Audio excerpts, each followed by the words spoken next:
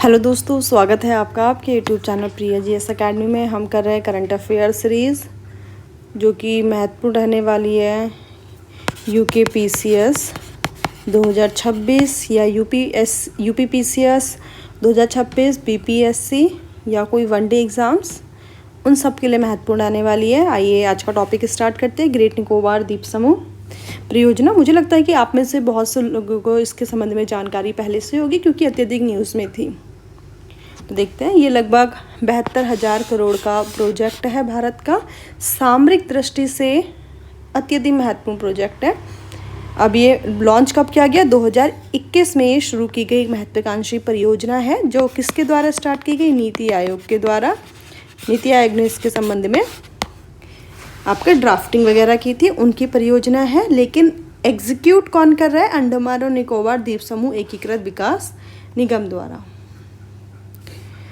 अब प्रश्न बनता है कि भारत को एकदम से ग्रेट निकोबार द्वीप समूह परियोजना बनाने की आवश्यकता क्यों पड़ी? तो इसको जानने के लिए सबसे पहले लोकेशन देखते हैं। देखिए, भारत ये रहा, अंडमान सी ये रहा, अंडमान और निकोबार आइलैंड्स आपके इधर है। तो अब देखते हैं, यहाँ पर आपको दिख रहा है ये है मलक्का चौक। अभी मलक्का चौक क्या है? मलक्का चौक क्या है? आपकी एक स्ट्रेट है जो क्या यहाँ से जो शिप होते हैं, जब इसका पासेस क्या है, मलेशिया के और सिंगापुर के बीच में जो पासेस है बहुत नैरो है। आप देखोगे तो एक नैरो स्ट्रिप है, नैरो बॉडी है। तो यहाँ से जब शिप गुजरते हैं तो उनके लिए प्रॉब्लम होती है क्योंकि एक तो इतना शैलो वाटर है, ज़्यादा गहरा पानी नहीं है, ऊपर से बहुत नैरो स्ट्रिप है, तो उसको चोक करना बहुत आसान है। और लगभग 30% जो ग्लोबल ऑयल का शिपमेंट होती है वो इसी एरिया से होती है। तो भविष्य में अगर कभी ये चोक हो जाए तो भारत के लिए सामरिक रूप से अत्यधिक खतरनाक स्थिति हो सकती है। एक रीज़न तो ये हो गया, और दूसरा है चाइना की स्ट्रिंग ऑफ पल्स की पॉलिसी, जिसका उद्देश्य भारत को घेरना है चारों तरफ से। तो उसको भी काउंटर करने के लिए भारत द्वारा इस प्रोजेक्ट को स्टार्ट किया गया है। अगर हम मैप देख ही रहे हैं तो यहाँ पे देख लेते हैं कि जो स्ट्रेट ऑफ मलक्का है वो मलेशिया सिंगापुर के बीच में है और साथ में ये इंडोनेशिया वाला एरिया है। तो किसके बीच है? मलेशिया और सिंगापुर के बीच में। यहाँ से प्रश्न बनने की संभावना रहेगी। तो आई होप कि आपको इतना समझ में आएगा कि क्यों आवश्यकता है इस परियोजना की। इसमें क्या है? आर्थिक रूप से महत्वपूर्ण है। सिंगापुर और कोलंबो बंदरगाहों पे निर्भरता कम होगी। आर्थिक रूप से समझ में आ गया, सामरिक रूप से हमने इसको देख लिया। अब यहाँ पे कौन सी जनजाति रहती है, वहाँ से प्रश्न बनने की संभावना रहेगी। आइए उसके संबंध में देख लेते हैं।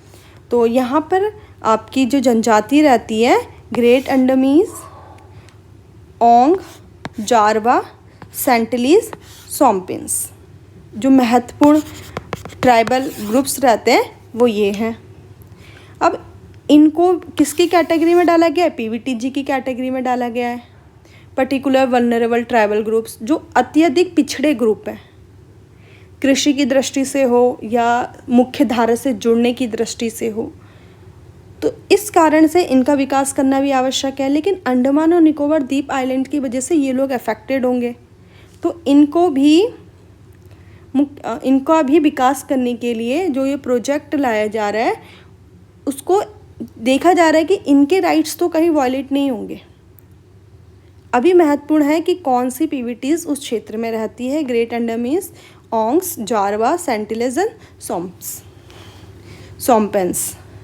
अब पीवीटीजी पढ़ ही रहे हैं तो इतना याद रखेंगे, 75 पर्टिकुलर वल्नरेबल ग्रुप्स अभी भारत में विद्यमान है। ये ऑलरेडी एक बार पीवाईक्यू बन के आ चुका है, ये पीवाईक्यू फिर बन सकता है। पीवीटीजी याद रखेंगे, मतलब प्रिमिटिव है। अभी भी प्रिमिटिव शब्द अगर मैं इनको लगा दूं तो इसका मतलब है कि अभी भी ये खेती करने के लिए वही पुराने साधनों का उपयोग कर रहे हैं। अब पुराने साधनों का उपयोग कर रहे हैं, इसका मतलब क्या है? अभी भी खेती, जैसे झूम खेती करते थे वही कर रहे हैं, मशीन्स का यूज़ नहीं कर रहे खेती में। आपके लैंग्वेज में भी इनकी अपनी स्पेशल लैंग्वेज है, भारतीय समाज से भी नहीं जुड़े हैं, पॉपुलेशन भी कम है। तो ये सारे के सारे क्राइटेरिया है किसी भी ग्रुप को पीवीटीजी डिक्लेयर करने का। और वर्तमान में 75 पीवीटीजी है और उसमें से मुख्य रूप से अंडमान एंड निकोबार की पीवीटीजी मैंने आपको दिखा दी, क्योंकि यहाँ से प्रश्न बनने की संभावना रहेगी।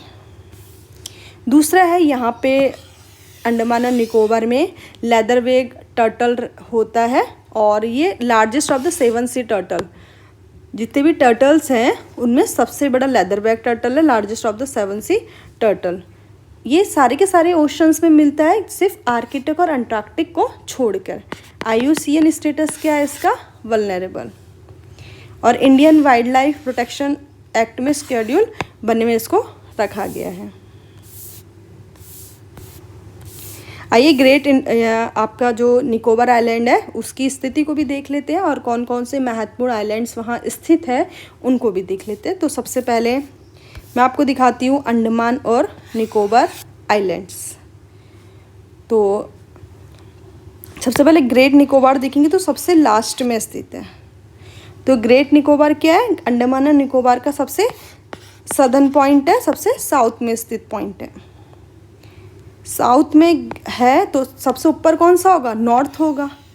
तो नॉर्थ अंडमान सबसे ऊपर है, फिर उसके बाद आपको मिडिल अंडमान दिख रहा है, फिर लिटिल अंडमान दिख रहा है, फिर कार निकोबार है, फिर आपका ग्रेट निकोबार है। इम्पॉर्टेंट पॉइंट है, जो सैडल पिक है, जो हाईएस्ट पिक है, वो नॉर्थ अंडमान में स्थित है आपकी। अंडमान सी ये रहा। और यहाँ पे कुछ आइलैंड्स जहाँ से जो पूछे जा सकते हैं इस बार परीक्षा में उनको देख लेते हैं। जैसे आपका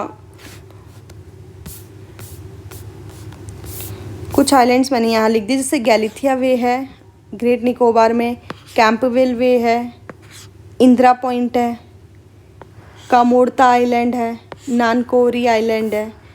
तो ये महत्वपूर्ण आइलैंड्स हैं।